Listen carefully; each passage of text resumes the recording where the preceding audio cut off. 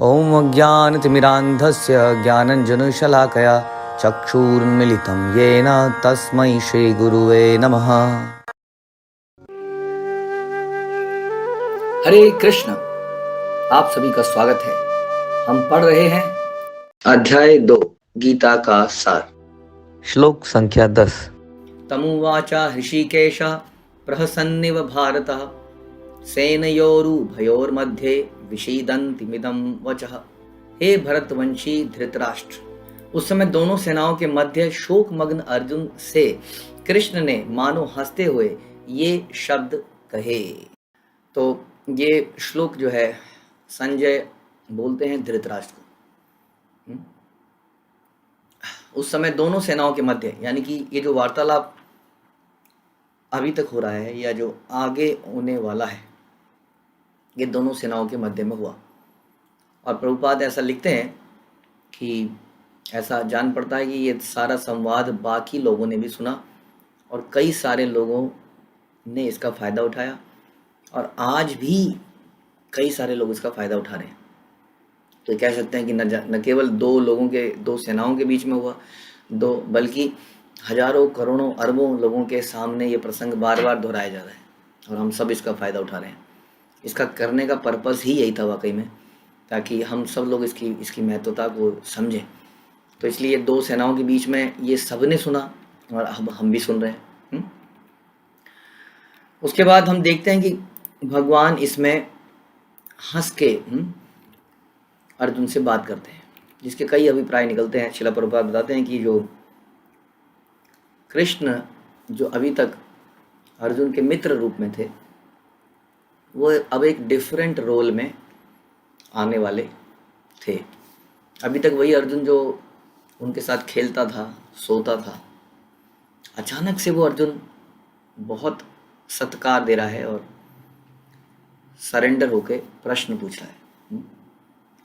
तो हमारे आचार्य में बताते हैं कि किस प्रकार से भगवान जीव के साथ अलग अलग तरह के रिलेशन निभाते हैं, उसकी प्रकृति के अनुसार, उसके भाव के अनुसार। लेकिन भगवान फिर भी हर परिस्थिति में पूर्ण पुरुषोत्तम रहते हैं, सुप्रीम रहते हैं और हम हर अवस्था में उनके दास बने रहते हैं।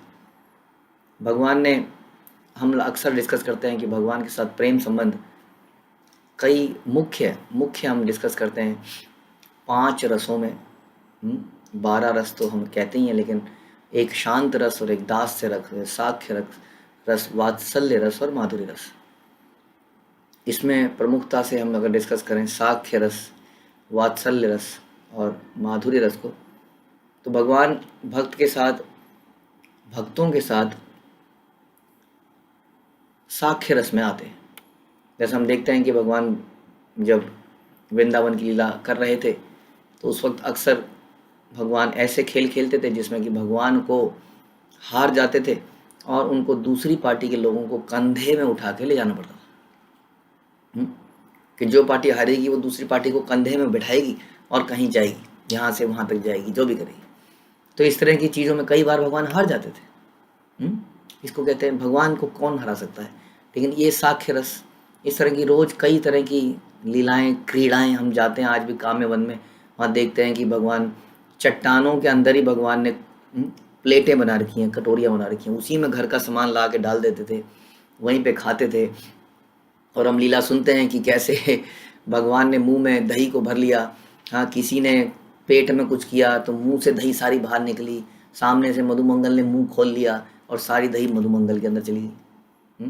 तो इस तरह की कई लीलाएं साख्य रस में हम देखते हैं। हाँ, लेकिन उसके बावजूद जैसे ही भगवान थक जाते थे, खेलते खेलते भगवान लेट जाते थे, तो भगवान के सखा या बलराम भी भगवान के पैर दबाने लगते थे। और ऐसी कई लीलाएं हम वात्सल्य रस में देखते हैं कि नंद बाबा और यशोदा माई भगवान को हमेशा अपने एक ऐसा व्यक्ति समझते थे जिसकी उनको प्रोटेक्शन करनी है, जबकि सुप्रीम पर्सनैलिटी सबकी प्रोटेक्शन करते हैं। तो ऐसे और उसी तरह से गोपियों के साथ हम भगवान को अक्सर देखते हैं, किस प्रकार गोपियों के साथ भगवान नृत्य करते हैं। कई बार गोपियाँ जो है लड्डू के बहाने भगवान को कहती थी, पहले नाच के दिखा, इधर ठुमका लगा, उधर ठुमका लगा, फिर ये लड्डू दूंगी। और भगवान ठुमका लगाते थे। कितनी बार ऐसा हुआ कि भगवान को गोपी के वस्त्र पहना दिए गए, पकड़ के एक बार सारी स्त्रियों ने गोपियों के वस्त्र पहना दिया, उनको नाच करवाया। तो ऐसी बहुत लीलाएं तो भगवान भक्त के, शुद्ध भक्त के साथ ही ऐसा हो पाता है, हर किसी के साथ नहीं। ये केवल शुद्धतम भक्तों की बात कर रहे हैं, नित्य सिद्ध। तो उनके साथ भगवान कैसी लीलाएं करते हैं, लेकिन फिर भी भगवान अपना सुप्रीम पोजीशन को बनाए रखते हैं। वो अपनी पोजीशन से कभी नहीं करते। उसी प्रकार से जब वो इस संसार में आते हैं कृष्ण का रूप लेके, राम का रूप लेके, तो अपनी ओरिजिनल पोजीशन से नहीं करते। ऐसा नहीं कि उनका जन्म होता है, उनकी मृत्यु होती है, वो संसार में ओल्ड एज से प्रभावित रहते हैं, बीमारियों से प्रभावित रहते हैं, मल मूत्र से प्रभावित रहते हैं, ऐसा बिल्कुल नहीं है। वो अपनी दिव्यता बनाए रखते हैं। उसी तरह से यहाँ पर भी वो अपनी दिव्यता बनाए रखे हैं। यहाँ पर वो इसी बात से हंसते हैं कि अभी तक मैं तुम्हारा मित्र था, now role is changing very rapidly, अब मैं तुम्हारा गुरु का रोल देने वाला हूँ। तो इस हंसी में एक प्रकार की चेंज ऑफ रोल भी था और गंभीरता भी थी। अब तक जो रिश्ता प्यार का था, अब वो रिश्ता गंभीर होने वाला है, क्योंकि गुरु शिष्य का रिश्ता हमेशा गंभीर होता है और गंभीरता से भगवान अब आंसर देने वाले हैं। लेकिन उसके पहले एक ड्राइवर से, चैरियट ड्राइवर से, रथ चलाने वाले सारथी से भगवान अचानक से गुरु बनने वाले हैं। एक बहुत बड़ा चेंज है रोल के अंदर। और इस प्रकार से ये भी देखा जाए कि गुरु को हमेशा एक बैलेंस बनाना होता है, एक थोड़ा सा हंसमुख हल्के नेचर में और थोड़ा गंभीर नेचर में। गुरु को अपने हिसाब से देखना होता है कि कब गंभीरता की आवश्यकता है, कब अगर वो हंस देंगे तो शिष्य धीरे धीरे सहज बन जाएगा, उनकी बात सुनना बंद कर देगा। इसलिए गुरु को गंभीरता बनाने की भी आवश्यकता है। कई बार गुरु को कई बार एटमॉस्फेयर ऐसा भी बनाना पड़ता है जिसमें कि सब प्रसन्न हो जाते हैं, एकदम से हंसने लगते हैं। तो इस प्रकार से रोल चेंजिंग बड़ा इंपॉर्टेंट है गुरु के लिए, ताकि अल्टीमेट ऑब्जेक्टिव सिंपल यही है कि कैसे शिष्य के दिमाग में सारा ज्ञान, वैदिक ज्ञान, सारा साहित्य डाला जाए ताकि वो भगवान का शुद्ध भक्त बन सके। तो इसके लिए कई बार कैरेट, कई बार स्टिक दिखानी पड़ती है। इस प्रकार से चलते हैं। तो यहाँ पर भगवान एकदम से मुस्कुराए और अब प्रवचन प्रारंभ करेंगे। तो अगला श्लोक जो है श्री भगवान उवाचा, 11वां श्लोक हम भगवान से सुनेंगे कि भगवान क्या बोलते हैं अर्जुन को। गीता का ज्ञान वास्तव में इस 11वें श्लोक से हम शुरू करने का प्रयास करेंगे। ठीक है। श्रीमद् भगवद गीता की जय, श्रील प्रभुपाद की जय।